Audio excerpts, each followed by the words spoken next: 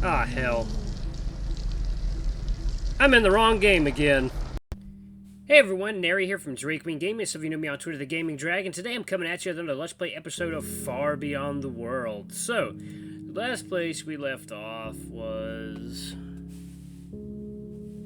Actually, you know, I have forgotten where I left off the last place in Far Beyond the World. It has been a little while since we played it. I believe... Oh, yes, I remember now. I had just woken up, not shivering anymore. I think Ranok was naked again? Who knows with that silly boy? One second. Is there a kitty making noise over there? No, okay. No kitty making noise over there. Alright, guys, let's just jump right back into it and sit back and enjoy for the next 20 minutes. Anyway, let's do it. I do, but I don't mind. Let's see. He looks at me sternly, and I cut the act. I do, but I don't mind. I answer without thinking, causing his ears to perk up. He didn't expect that answer. That's clearly with his shocked expression.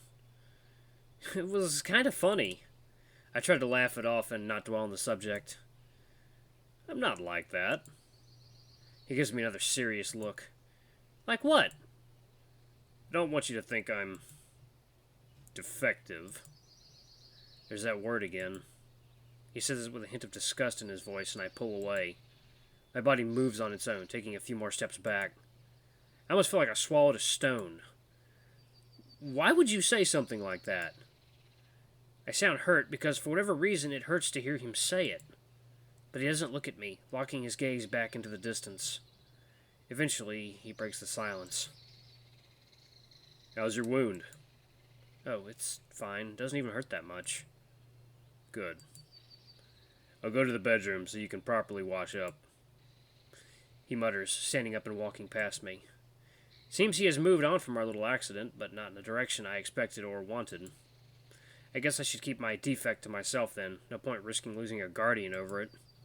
His sudden cold demeanor feels like a punch into my gut, and I get incredibly angry. Just a plaything.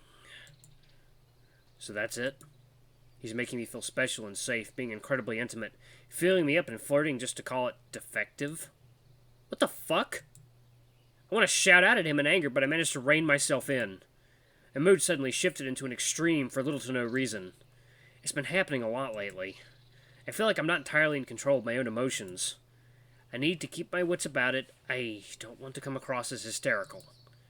It's just adrenaline. I woke up here in this fucking small cabin, forced to interact with that stranger. Stressful situation, dependence, and proximity. There's nothing more to it. I'm just being silly. I sigh in resignation as he closes the door behind him.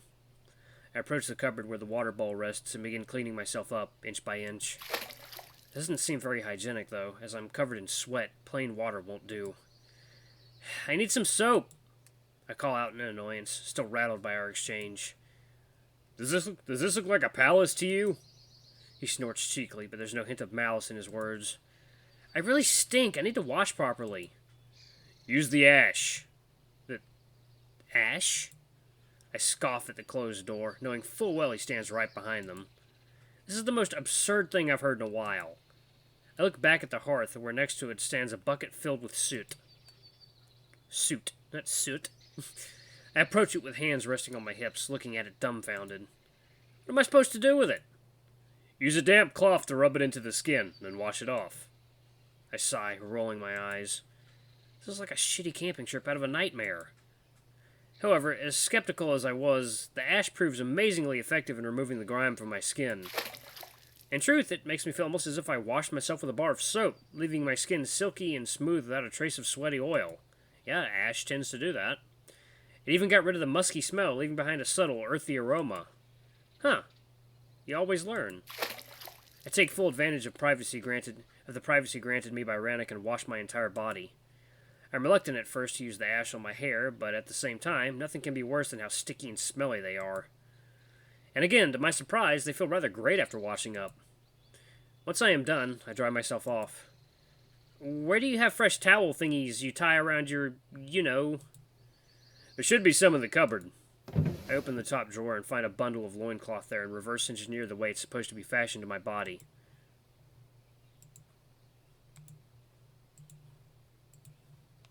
Once I'm satisfied with my handiwork, I approach the door and knock, letting him know it's okay to enter.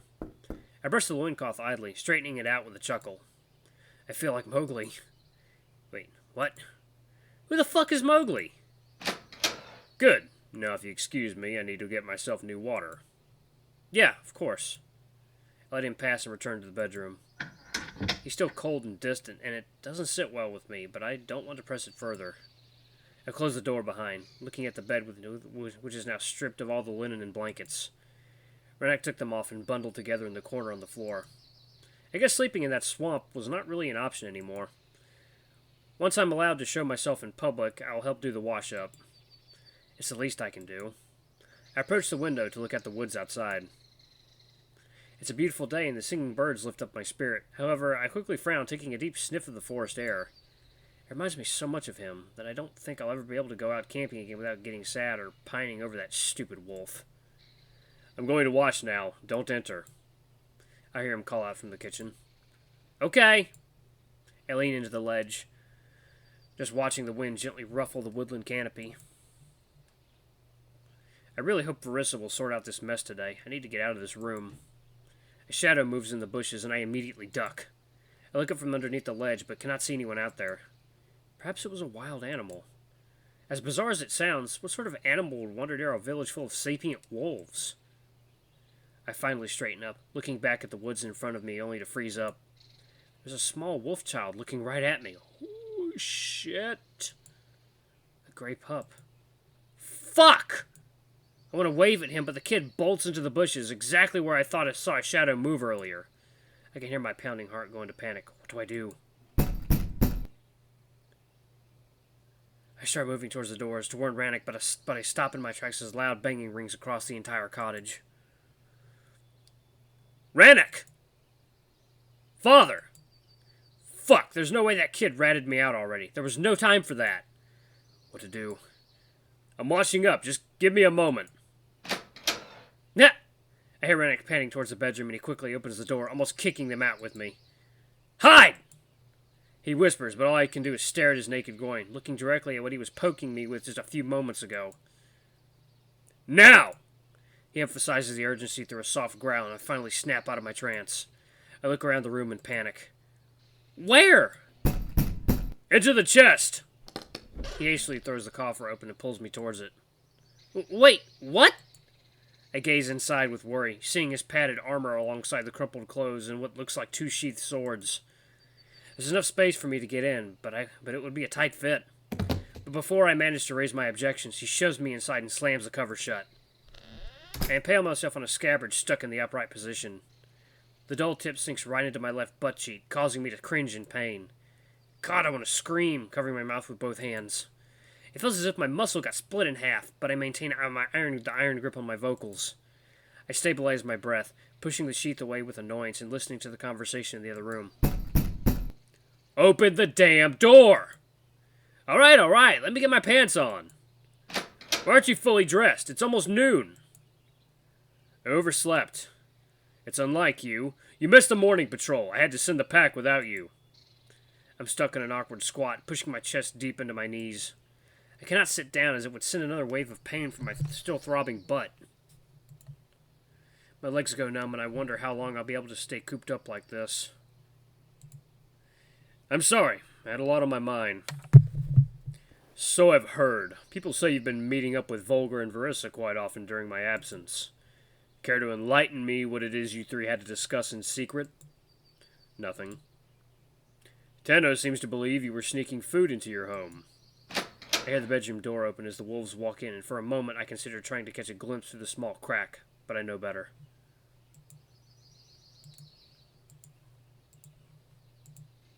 Fuck! I forgot about the meat Vol brought me the other night. It's still on the dresser, completely in the open. It seems he wasn't wrong. Of course the old male noticed it. Fuck! I'm so stupid! Smells like a wet dog in here. It also smells like one inside the chest. Most of the clothes here reek of Ranok's sweat. He must be treating it like his laundry basket, his musk virtually enveloping me. I hold my breath as the steps approach where the clump of bedding lays on the floor. Were you ill? Is that the reason why you didn't go hunting with me? I You can tell me, son. I might be your chief, but I am first and foremost your father. I was feeling a bit under the weather, but Verissa took care of it. As for the food, if that's the case, it doesn't matter. The older wolf interrupts him. What matters is that you're fine now. I can hear the wolves embrace, the father patting his son hard on the back, drawing an amused grunt from the younger male. It's almost a tender moment. The chief might be stern, but seems genuinely concerned with his son. Why have you dismissed Trist? Did he offend you somehow, or was he simply too lazy? No, none of that. It's just a small cabin, and having him around all the time was getting a bit tiresome. God, get on with it. My legs begin to cramp up. You could always move back into the villa. I never understood why you insisted on building this hovel. Wait, did Ranok build this house? How much more impressive can this guy get? I'm of age. Moving out was expected of me. And I don't want to give Tano any more reasons to... Let me worry about Tano. That name again. Right. Get ready. Verissa called a meeting. Did she? Ranok voices my own surprise. Indeed. Did she? Funny, she forgot to let us know about it. Come to think of it, she didn't even check in on us this morning. I was burning up the entire night. What if I was in no condition to be paraded around? Finish up washing and join us near the fire. I stay there a few more moments to make sure the older male finally left. Once I hear the outer door close, I burst out of the chest like a jack-in-the-box, grabbing my butt and trying to massage the sore spot. The gray wolf enters, relief clearly painted across his muzzle. That was close. Too close. Yeah, quite. I try to get out of the chest as Ranok approaches me to lend his paw. I'm glad to see his gentlemanly side again, hoping the abruptness and coldness he showed earlier were just that. A show. A show. Good thing we slept together. You're pretty much covered in my scent. Otherwise, he'd sniff you out. I washed, remember? If I'm covered in your scent, it's because you forced me to hide your dirty laundry. He looks at me with a bemused expression as I keep kneading my butt cheek. What is it? You kinda impaled me on your sheath. Wording. I need to watch that wording. The wolf snorts, barely containing a laugh. What? I wasn't anywhere near your ear. He grins teasingly, but I didn't quite get the joke. I know that. I meant your sword thingy. You pushed me right onto it. I point to the scabbard inside the chest. Oh! Why? Why did you think I meant? I thought you were talking about a different kind of sheath. He winks and I furrow my brow. I don't get it. Orien, really? How thick-headed are you? Come on. Never mind. He shakes his head with a hearty laughter.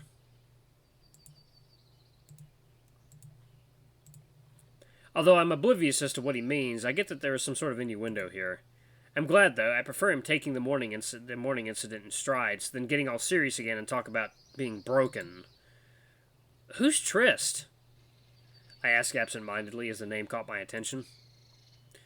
He used to be my attendant. As in, what, a servant? Kinda. No wonder you got rid of him. This house is filthy. I didn't want him to do any cleaning, and the reason why I had to get rid of him is standing before me. He smirks at me challengingly, and I cringe at the revelation. I don't feel good knowing someone lost a job because of me. Oh, sorry. Don't be. I couldn't have taken any chances. He dismisses me with a paw. Right, so what do we do now? I guess you need to stay here a while I guess you need to stay here a while I go to the meeting. Have to see what Verissa came up with. I see him frown, eyes clearly filled with worry. It's a bit troubling we didn't hear from her since yesterday. Yeah, I thought about that as well. A moment of silence fills the room, as neither of us knows what to say. Both of us bury deep into our own thoughts when a loud banging shakes the cottage again. His father's back, but this time his voice is much, much different. Oh, shit. Ranok! The old male practically roars. Fuck the pup! I have completely forgotten about him! We don't even get a chance to move when the bedroom door flies wide open, with the chief charging in with a murderous gaze in his eyes. Oh shit, he looks like a Roman leader.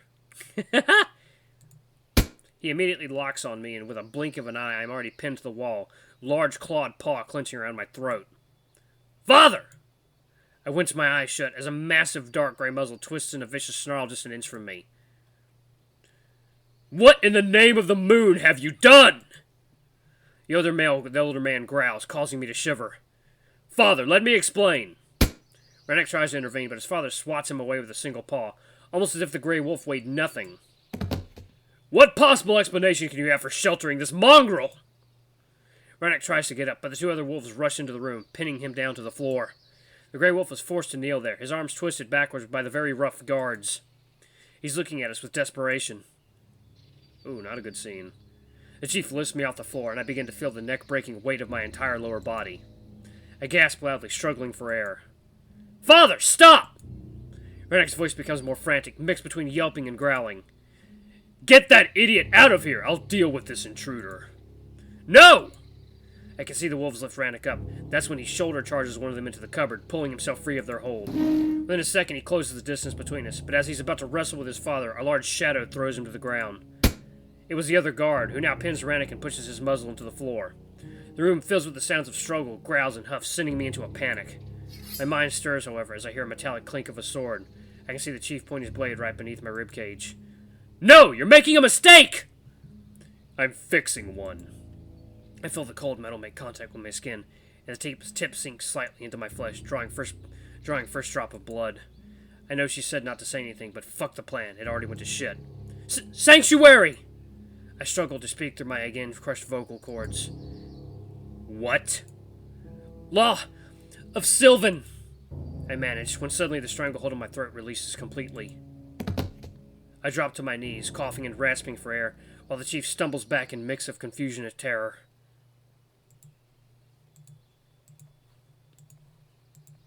He looks as if he's seen a ghost, a reaction so familiar at this point that it does not faze me. I just try to catch my breath, locking gaze with Ranok, who's still being pinned to the wooden floor. The male guards above him are rougher than they need to be, as the wolf stopped struggling the moment I was released. How's it speaking our language? Verissa, I rasped, trying to give Ranok a cue to save whatever we can from our little secret. He only knows those few words. Verissa taught him in case he was found prematurely. The elder wolf regards his son with utter horror in his eyes. Verissa knows about this? It wasn't me she was treating, it was the human. He is wounded. Have you both lost your damn minds? The chief looks at the bandages around my side, and it makes me aware that something's not quite right. I feel warmth there, and as I touch the dressing, it's wet. I lift the hand up to my face and see my entire palm painted red. His wound opened up! The gray wolf pleads, but the chief looks at me with disdain, not a hint of empathy in his eyes. I hear rushed padding from the other room, and I sigh in relief as Verissa runs in. Chief! The older wolf flinches at her voice and turns to face her, his expression showing clear contempt. I guess we kind of threw her under the bus with me talking. Care to explain? I wanted to tell you during the meeting. I think you should have told me the moment I came back from the hunt. Put my son in the stockades. He nods to the guards, who force Ranok back onto his feet, while the chief points at me. And I want that thing executed for trespassing and speaking our tongue. No! No! The chief stumbles back in surprise at their unison and determination. As your shaman, it is my duty to advise you against this. It is our law. This human is here because the spirits willed it and Ranok only obeyed. The elder male scoffs. What are you talking about? Please, stay your paw for just a moment. She utters softly, slowly circling around the chief and moving herself closer to me with each step. Let us hold the meeting as intended and allow me to explain everything. Then, you are free to decide whether to execute the human or imprison Ranok. If you refuse, however, you'll have to kill me first, as I promised the human's safety. She finally stands in front of me, shielding me with her own body. And I intend to keep it. The older male huffs angrily, glaring at me and then his son. What are you playing at? You think you have some sort of upper hand here just because you're a shaman? You're not even that. A novice at best that I could replace without a second thought. The female is oddly calm, allowing a moment of silence to fall over the room. Fine, but I won't budge, and if anyone tries to touch the human, you'll have to find a new shaman all the same. Because I'll die before I let anything happen to him. She stands defiantly in front of me, and I can see Ranok's eyes gloss at her determination. The Grey Wolf resounds my own gratitude. Everyone knows the human here. Hal saw him. Ranok compromised the safety of our people, and now you're betraying them by siding with that thing. We did what the spirits willed us to do. The female protests sternly. She approaches the chief slowly, stopping just inches from him. She leans into his ear, whispering quietly enough so that the other wolves won't hear. I know you don't want to throw away Ranok's future. I can fix this. The tribe won't like this. The tribe has to obey the will of our ancestors. Verissa pulls back, raising her voice so that all could hear her. Besides, the human is untouchable. Yesterday, when I tended to his wounds, I took a piece of cloth dipped in his blood and burned it at the altar. He's now under the protection of our ancestors. You did what? And there we go. I wanted to save it right there. Oh my goodness, what a turn of events. His father coming in looking like some Roman emperor.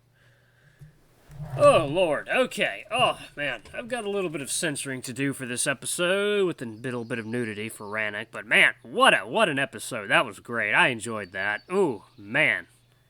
Conflict! Anyway, guys, I hope you enjoyed this episode. Don't forget to like, comment, subscribe, and ring that notification bell to the next video. I love you all. I'll see you next time. Bye-bye!